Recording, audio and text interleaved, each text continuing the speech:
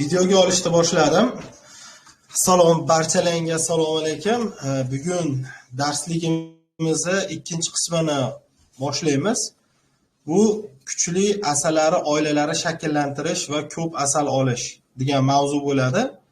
Har doim asalarichi asallari boqqandan keyin u albatta maqsadi asal olish bo'ladi. Shuning uchun ko'proq shu mavzuga qaratish kerak va bu yil o'tgan yili qilgan xatolarim, undan oldingi qilgan xatolarimdan kelib chiqib, hozir astoydil o'rganish ketyapti. Shuning uchun kuchli asalari oilalari nima uchun kerak degan savol bor. Keyin kuchli asalari oilalarining kamchiliklari bor. Keyin Demari usuli bor. Bu zo'r usul ekan. Hozirgi kunda eng ommalashgan usullardan biri bu Demari usuli. Bu usul bilan to'liq qilib tushuntirib praktikada ko'rsatib beraman. Demak, birinchisi kuchli asalari oilalari. Kuchli asalari oilalari nimaga kerak? Kuchli asalari oilalari ikkinchi prezentatsiyaga o'tdim.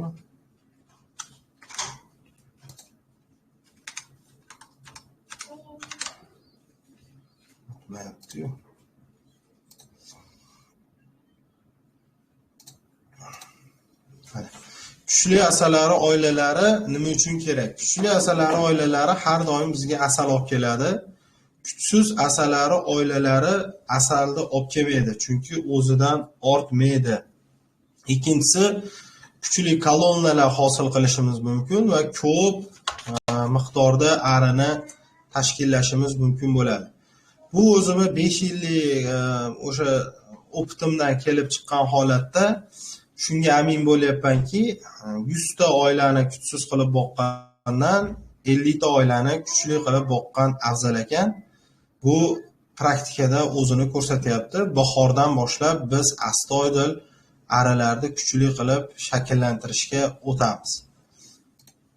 Keyingisi kuchli asalari oilalarining kamchiliklari. Kuchli asalari oilalari har doim kuchli bo'lgandan keyin u qochishga harakat qiladi va ro'yga chiqish ehtimolligi ko'payadi. Shuning uchun ro'yga astoydil ro'yda himoya qilish kerak. Ro'y degani yangi o'rganuvchilar bo'lsa, asalarini qochishi. Tabiiy bu ming zotli ari bo'lsin, ming o'sha ro'ylamaydigan ari bo'lsin, baribir qanaqadir unga ro'ylash uchun sharoit qilib beradigan bo'lsangiz, albatta asalari ro'yga chiqadi. Ro'y tabiiy holat, ya'ni bu hayotda hamma yoq ko'payish mavsumi bo'ladi. Arilar ham qanday qilib ko'payadi deganda, shu ro'y orqali ko'payadi. O'zlari kuchli kolonnalar hosil qilib, albatta ikkinchi ona arini chiqarib, uchinchi ona arini chiqarib, sekin ular boshqa manzillarga, boshqa uyalarga ko'chadi. Ro'ydan oldin olish uchun qarang, mana ikkita yaxshi tomoni ham bor, yomon tomoni bor. Yaxshi tomoni bu asal olib keladi, kuchli bo'lgandan keyin qiynalmaysiz. Pilchalar, gulchanglar hamma yoqda kasallik ham tush qiyin bo'ladi. Lekin kamchiligi albatta paydan bo'lib turasiz, ro'yga chiqish ehtimolligi ko'payadi. Endi kuchli asalari oilasini shakllantirganimizdan keyin uni biz nima qilishimiz kerak ekan? Demari usuli bor ekan, ya'ni ro'ydan himoya qilish va arilarimizni sonini ko'paytirish. Ro'y paytgacha mana arilarimiz turibdi, tasavvur qilaylik. Mana birinchi, ikkinchi, uchinchi, to'rtinchi uyamiz. Bu yerda Demari usuli shunaqaki, ona arini pastki holatda saqlab, danimamskiy reshotka qo'yib, ikkita magazin va ustiga korpus qo'yiladi. Shu orqali ona arini sun'iy o'sha qochdi degan stimulyatsiya qilamiz, ya'ni ari biz ro'yga chiqdik degan anaqa bilan, xayol bilan ari 2 marta yoki 3 marta tez tuxum qo'yishni boshlaydi. Albatta bu men o'zimni tajribamdan kelib chiqib shuni aytishim mumkinki, har doim ro'yga chiqqan ari beshinni deydi, hali juda ko'p tez ishlaydi. ko'p tuxum qo'yadi, rivojlanishi zo'r bo'ladi, aralar ishga tayyor bo'ladi. Shunaqa holatda shakllantirishimiz kerak bo'ladi. Endi mana hozirgi savolimga javob, ya'ni arini kuchli qilgandan ko'ra, kuchsiz ikkita oila qilgandan bitta kuchli super oila qilgani ming marta yaxshi. Bu shu 5 yillik tajribamdan kelib chiqib, shuni hammaga endi unaqa qilishni boshladim, tushuntirishdi. Endi o'ziga yarasha tartibi bor. Bizni ham arimiz 35 ta oila bo'lgan bo'lsa, o'tgan yili 86 ta qildik, mana bu yil 136 ta oila qildik. Bu yaxshi natija. Bitta ko'paytirganimizda 136 ta, hozir 6 tasi qishdan chiqmagan taqdirda ham 130 ta oilamiz bizda shakllandi. Endi bularda asosiy kuchni направленияni bir 30 tasini ona ari chiqarishga qaratsak, 100 tasini asalga ishlaymiz. Shuning uchun asalga ishlash bo'yicha hozirdan tayyorgarlik ko'rishimiz kerak. Biz ko'pchiligimiz aniq asalga ishlashni xohlaymiz. Asallik birinchi o'rinda turadi. Demak, mana ko'rayotgan bo'lsangiz, bu yerda hammasini shakllantirib qo'yganman. Pastidagi magazin korpus, asosiy korpus, yerda ona ari bor. Keyin Danimamskiy reshotkamiz turibdi va ikkita magazin. Albatta bu Demari usuli korpusnoy uyalarga mo'ljallangan. Biz anaqa uyalarimizda, lijak uyalarimizda buni shakllantira olmaymiz, lekin ma'no bitta kelib chiqadi. Buni juda ko'p istochniklarda ko'ryapman, o'rganyapman, baribir borgan sari zamonaviy asalarichilikni O'zbekistonga ham jalb qilish uchun albatta naqa qilishimiz kerak. Korpusnoy uyalarga o'tib, eski uyalardan voz kechishimiz kerak bo'ladi. Demak, savol-javoblardan oldin savol-javoblarda to'xtab turamiz. Undan oldin men yana bitta anaqa qilib olganman. Ya'ni o'zim hozir chizib chiqdim. Bu ham дополнительный bonus sifatida ishlatamiz. Ya'ni ko'rinayotgan degan umiddaman. Bu yerda mana qizillarimiz bizi asosiy korpus, ya'ni dadan korpuslarimiz, mana bu aniq siyoh rangimiz, bu bizi magazinimiz, sarig'imiz bu yerda Danimamskiy reshotka, qoramiz dno, ko'kimiz korpus hisoblanadi. Demak, mana bizi oilamiz shakllanyapti. Demak, bunga o'tib olaman. Demak, oilamiz shakllandi. Erta bahorda biz uyalarda ko'radigan bo'lsak, ramkalarimiz kam bo'ladi. Ramkalarimiz albatta kam. Ko'rinyapti degan umiddaman. Demak, arini birinchi navbatda biz kuchaytirishni boshlashimiz kerak. Aprelda 1-sidan boshlab, shu mayda 10-sidan boshlab aprelda 30-gacha oilani kuchaytiramiz. Ya'ni romkalar qo'yib juda kuchli oila shakllantirishimiz kerak. Mana endi bu oilamiz shakllangandan keyin biz bitta ona ari tashkillaymiz. Hozir bitta ona ari qo'yamiz. Chizib qo'ya qolaman. Demak, mana qizil bizi bitta ona arimiz hisoblanadi. Agar mana ko'rinayotgan degan umiddaman. Ona arim yerda yuribdi. Ona ari yurgandan keyin biz endi Demari usulidan foydalanishimiz kerak. Demari usuli bu sun'iy uyani, ya'ni asalari oilasini sun'iy ro'yga chiqarish hisoblanadi. Bunda ona ari 2 barobar tez tuxum qo'yadi va uyamiz 2 barobar tez rivojlanadi. Ona ari tuxum qo'yishi 2 barobar tezlashadi. Chunki o'z-o'zidan biz bilamiz, ro'yga chiqqanda ari 2 barobar tez tuxum qo'yishni boshlaydi.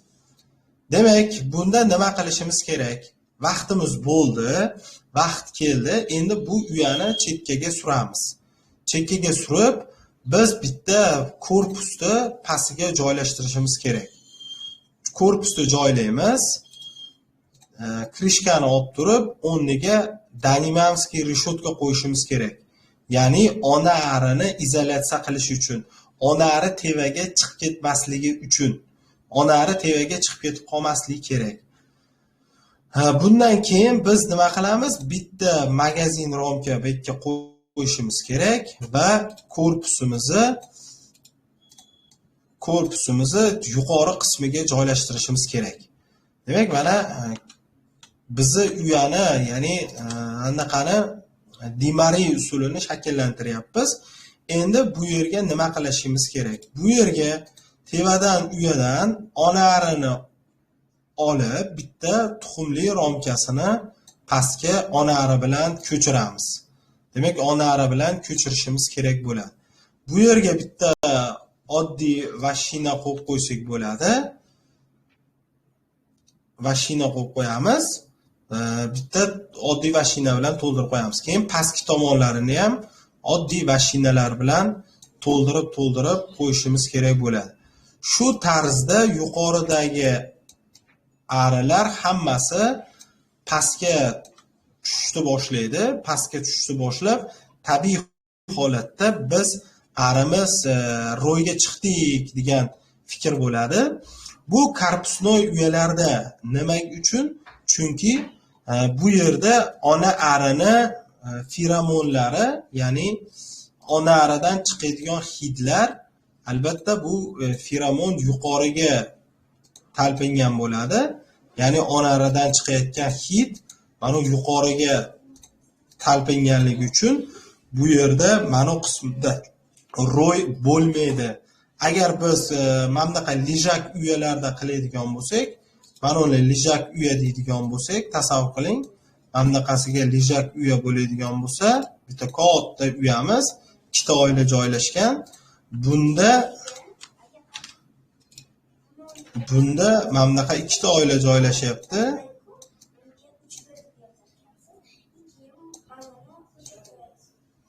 Joylashtirib qo'yaman. Demak, bitta uyamiz. Bitta ona arini bu tomonda tuxum qo'yayotgan bo'lsa, feromon mana bu qismda tarqaydi. Mana bu chekka qismida ro'ylik hissi uyg'onadi va ona ishcharilar yiziklar tortishni boshlaydi, ya'ni g'ummaklar tortishni boshlaydi va ona ari uya ro'yga chiqish ehtimoligi bor. Shuning uchun biz ona arimizni har doim pastki qismida shakllantiramiz va uyada qattiq yurganiga qat'iy nazar, tevadan pastdan havo kirib, tevadan o'sha feromonni hisoblab chiqish kerak.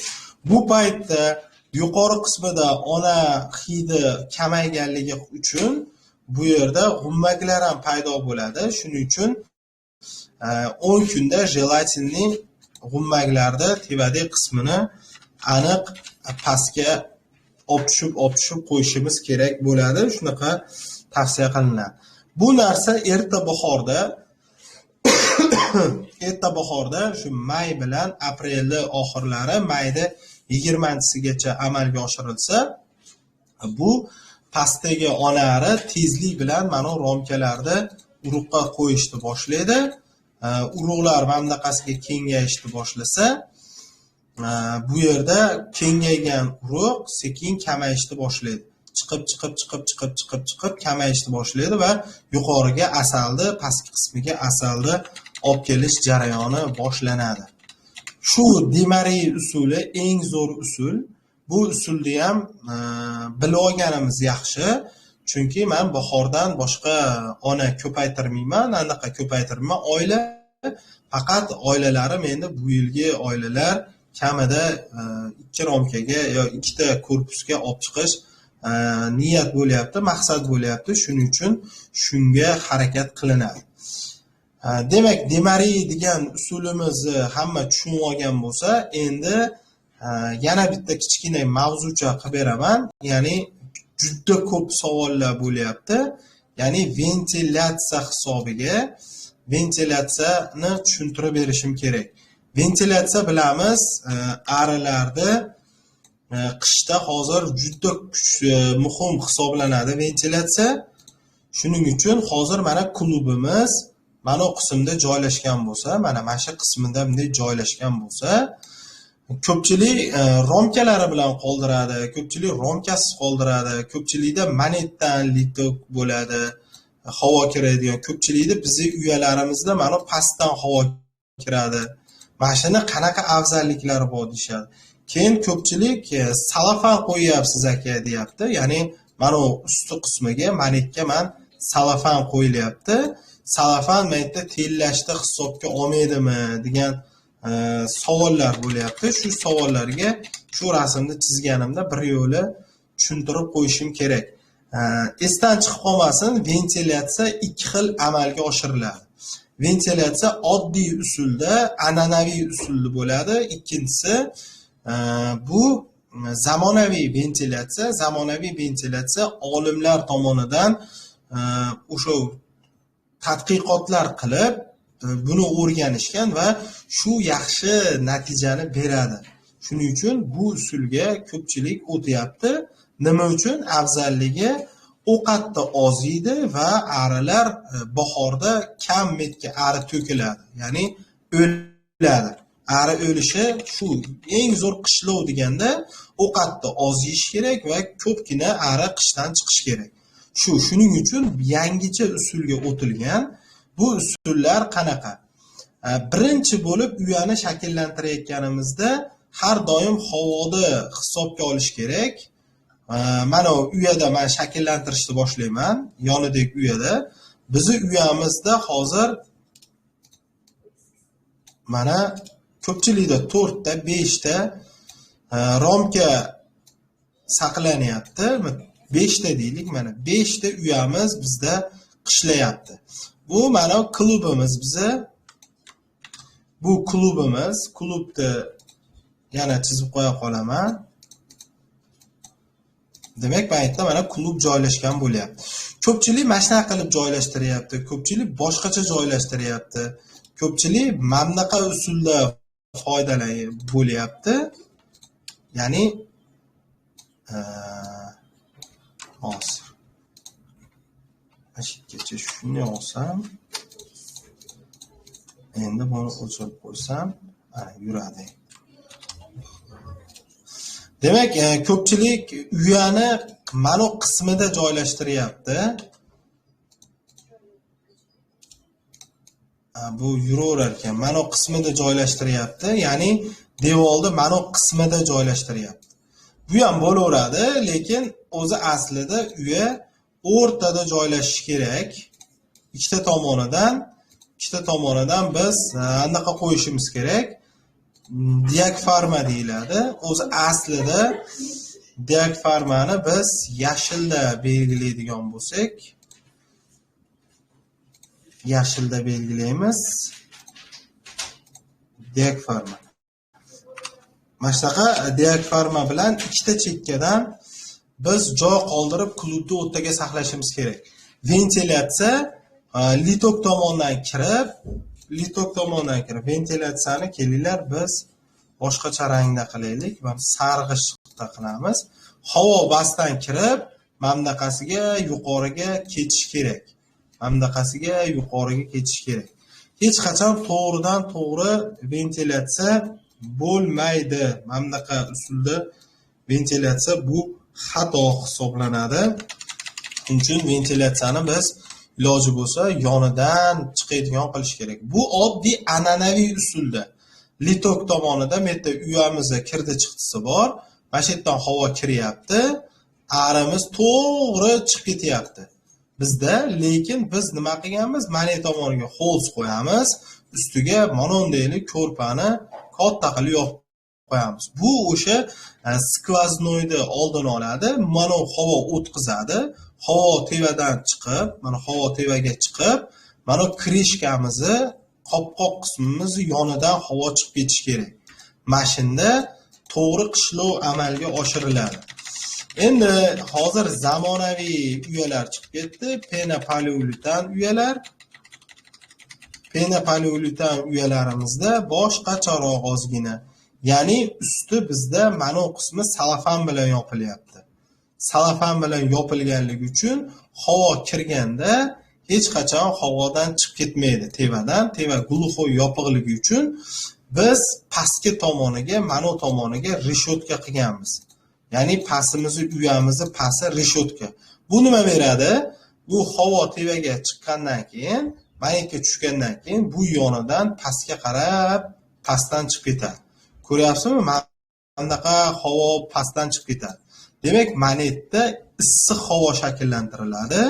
Issiq havo bo'lganligi uchun arilar o'zini komfort his qiladi va oz ovqat yeydi, oz ovqat iste'mol qiladi. Bizi an'anaviy usullarimizda baribir qanchadir miqdorda 1,5 kilomikin, 1 kilomikin baribir ko'proq nima yeydi? Ovqat iste'mol qiladi. Shuning uchun mana zamonaviy ventilyatsiyalarga, zamonaviy usullarga borgan sari o'tish kerak. Hozir men lijak uyalarimda ham yarmini salafan qilib qo'ydim. Agar mo uyani yuqori qismi deydigan bo'lsak, mana bu uyani yuqori qismi deydigan bo'lsak, salafanni men mana bu qismgacha yopganman. Ya'ni metta romkalar turgan bo'lsa, nem romka turgan bo'lsa, men salafanni mekkacha yopganman. Magnitda ozgina zazor bor. Demak, havo magnitdan kirib, tevada turadi, issiq havo magnitda turadi va orqa tomonidan, past tomonidan bunday chiqib ketaveradi. Lekin asosiy issiq havo magnitda shakllantiriladi. Shuni ham hisobga olib qo'yish kerak. Demak, ventilyatsiyani tushundik. Uyani oching, uyani ichida namlik kam bo'lsin, ya'ni metlarida 2-3 ta metlarda nam havo to'planib qolgan bo'lsa, nam bo'lib qolgan bo'lsa, uncha ahamiyat qilmaydi.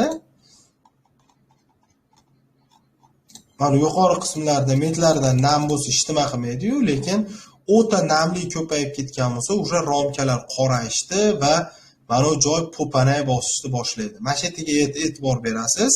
Yana bitta oltin qoidani esdan chiqarib qo'ymanglar. Asal ari hech qachon sovuqdan o'lmaydi. Shuni esdan chiqib qolmasin. Mana ko'rgansizlar, uyami mana qoppoq qismi ochilib ketgan. Bu qoppoq qismi ochilib ketgan. Mana bu qismida qor yog'ib turibdi. Qor, metdan tevadan qor yoqqan, metta klubim turgan bo'lsa, mettamni klub turgan bo'lsa, qor tevadan yoqqan, metta bunchalik qor turibdi. Ari hech qanaqa o'lmagan sovuqdan. Krishkasi shamolda uchib ketib qolgan. Shunda ham ari o'lmagan, chunki arining ovqati bo'lsa va ventilyatsiyasi yaxshi bo'lsa, hech qachon ari qishdan o'lmaydi. Shuning uchun shularga e'tibor beringlar. O'ladigan qismi ikkita narsadan, namlikdan, ochlikdan, keyin kanadan. Mana shu 3 ta holatda qishdan chiqarmasligi mumkin bo'ladi. Demak, bugungi qisqacha mavzuyim shundan iborat edi. Endi savol-javob qismiga o'tsak bo'laveradi. Bemalol savol-javoblar bo'lsa, savollarga javob berib, bir boshdan ko'rib chiqaveramiz. Demak, savol-javoblar qismiga o'tib qo'yamiz.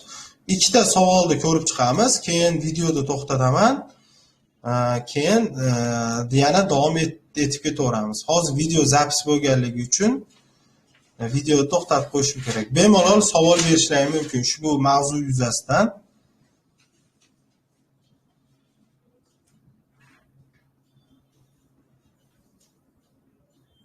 Savollar bormi? Mavlon aka, hozir siz bizga demarial metodini ko'rsatdingiz, men ko'rolmay qoldim. Shuni qanaqa topib ko'rsam bo'ladi? YouTube'da bormi? Demak, savol yo'q o'xshaydi.